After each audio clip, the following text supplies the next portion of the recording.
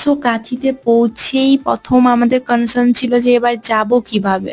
So এই যে এখানে তোমরা দেখতে পাচ্ছ প্রচুর অটো, নানা রকম টাইপের কার ছিল, সেগুলো থেকে একটা আমাদের চুজ করা হলো যে চলো এটাতে যাওয়া যাক।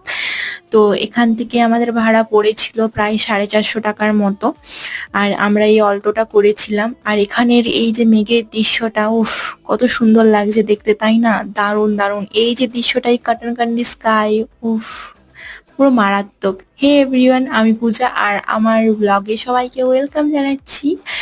তো এইভাবেই তো আমরা যাচ্ছি আমাদের পুরো জার্নিতে, তোমরা আমাদের সাথে আছো, আমাদের সাথে ঘুরছো, দেখছো সমস্ত কিছু আমরা যা তোমাদেরকে দেখাচ্ছি, তোমরা ভেবে নাও যে আমরা ওখানে আছি আর এইভাবেই মজা করছি। সো পৌঁছে প্রথমে একটু ফ্রেশ হয়ে আমরা বিকেল দিক করে বেরিয়েছিলাম সমুদ্র দর্শন করতে, আর এই যে সমুদ্রের দৃশ্য, এরপর বাকিটা পরের ভিডিওতে দেখা